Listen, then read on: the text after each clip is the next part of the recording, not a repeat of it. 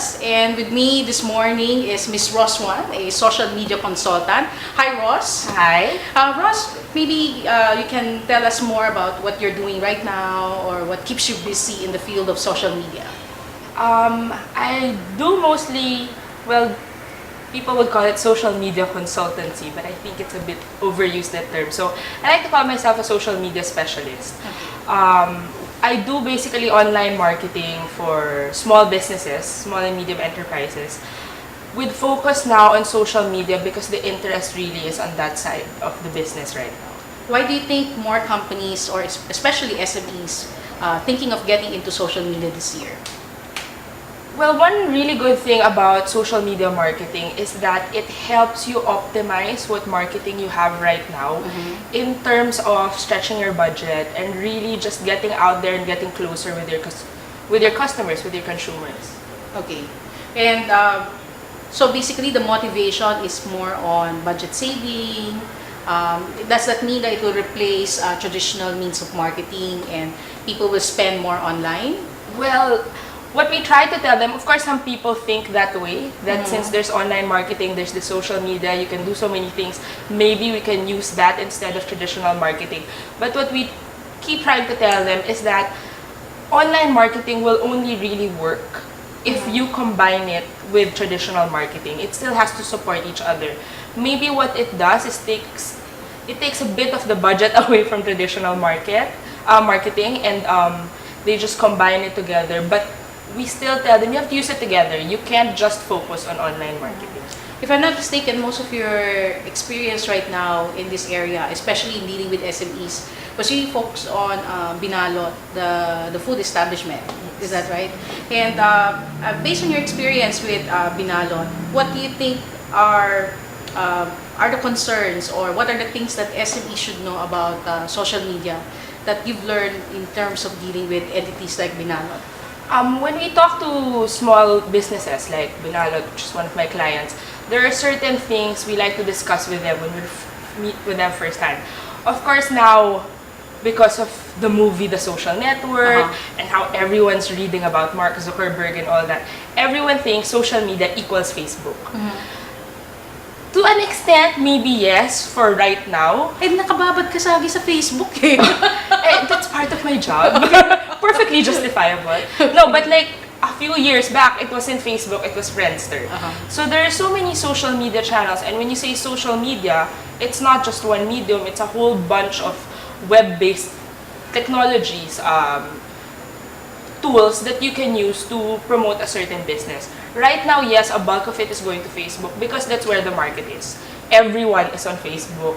Everyone's addicted to Facebook, and that's one of the first things they check in the morning before they go to sleep.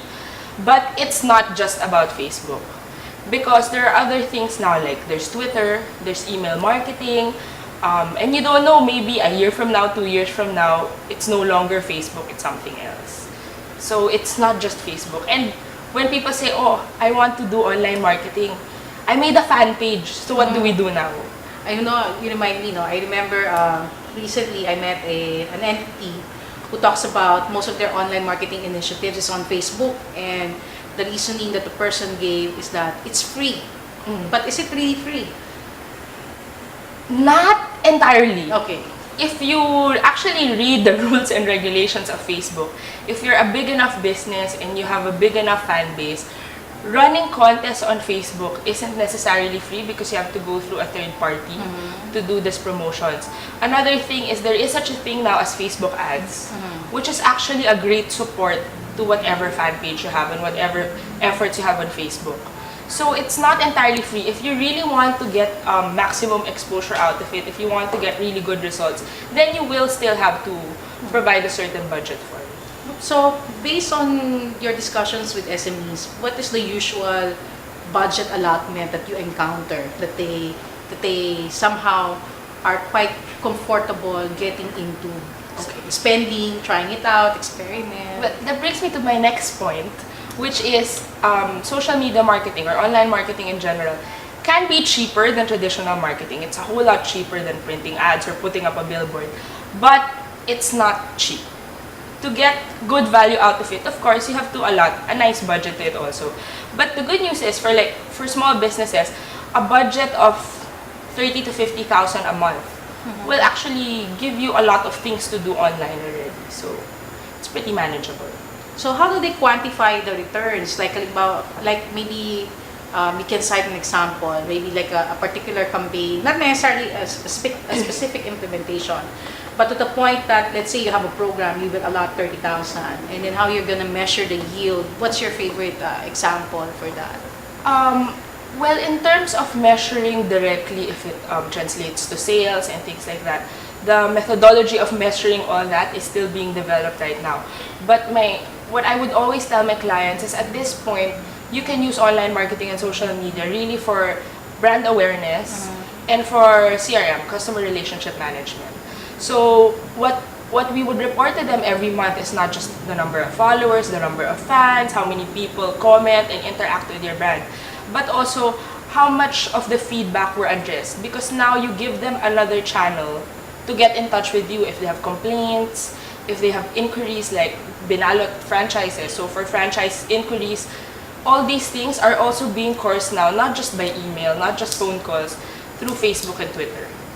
So that's another way to measure it. How much inquiries do you get? How much feedback do you get? How much people are really interacting with your brand and telling other people that they like your brand and what you're doing? But do you see SMEs able to sustain?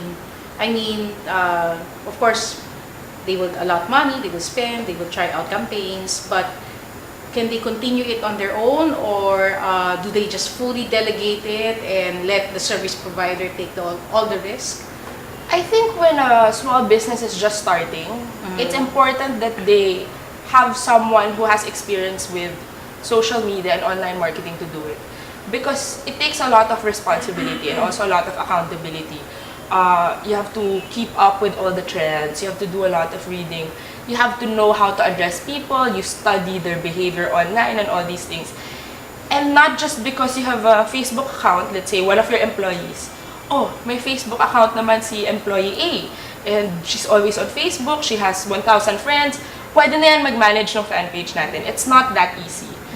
It's something you have to study, you have to plan for. So I think for starters, it's very important that they go to someone who really knows what they're doing. But later on, I think businesses can learn if they allocate a certain budget for a person to really just dedicate their efforts. What if fans post profanity? I encounter entities saying, I'm scared doing Facebook because they might post negative feedback or negative comments, or some might just say bad words on the page. So how do you appease your clients with those concerns? Well, knee-jerk reaction, you can always block these people. Okay. You can just say, oh, this person blocked me and they can't write anything on our wall, they can't.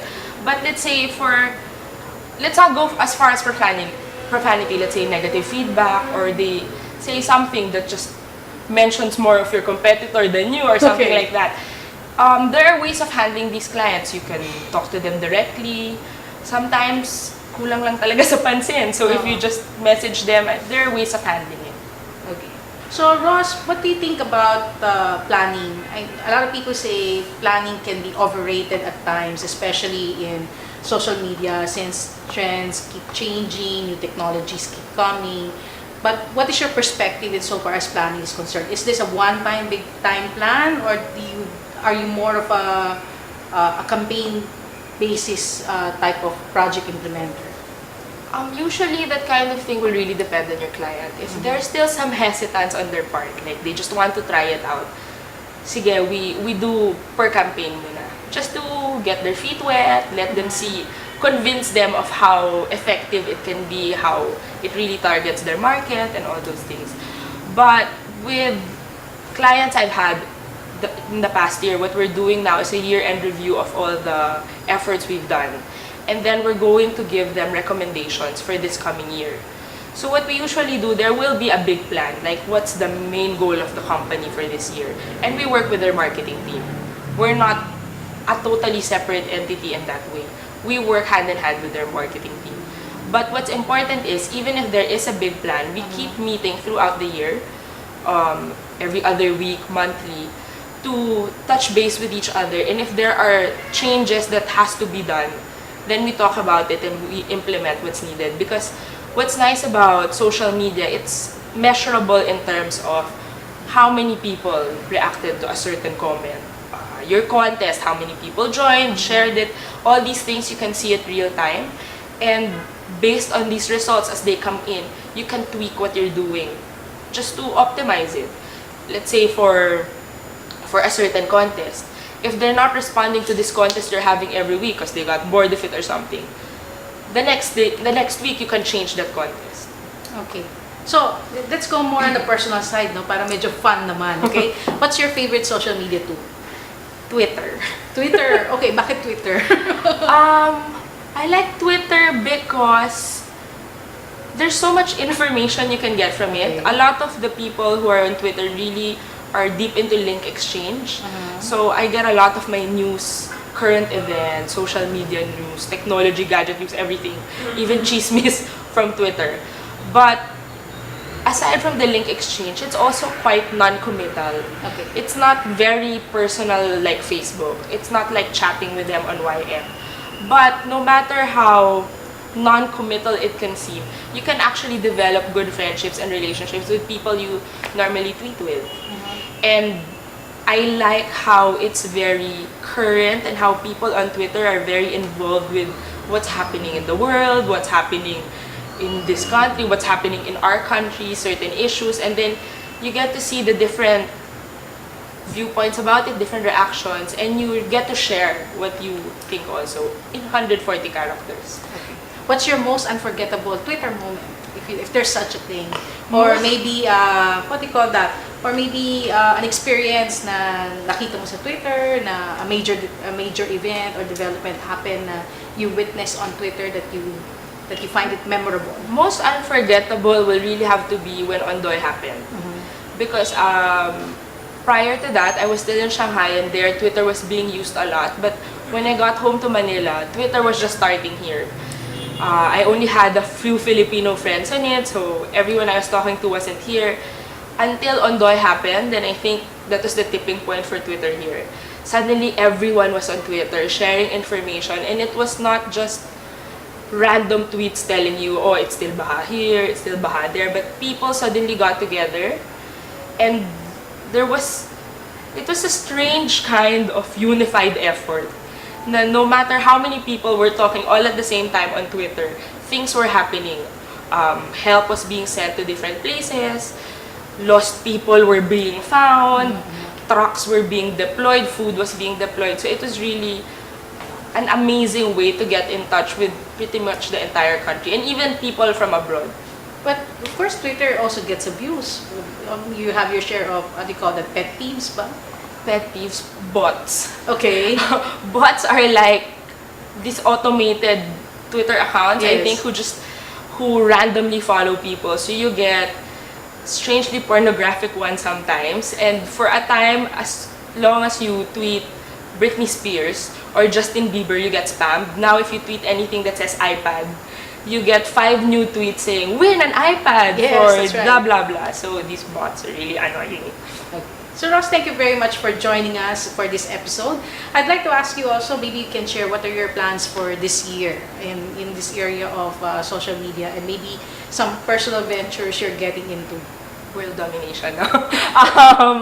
Well, for this year, we want to reach more small businesses. Okay. And tell them there's this new avenue where you can actually market to your clients that you can afford.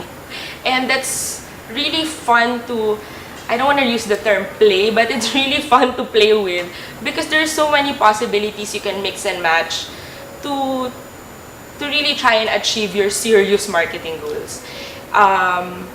So basically that, we want to reach more small businesses. We want to get deeper really in specializing in the social media segment of the online business. Okay, thank you very much. So Thank there you you have also. it, Miss Ross Wan, and you can follow her on Twitter at twitter.com/1c.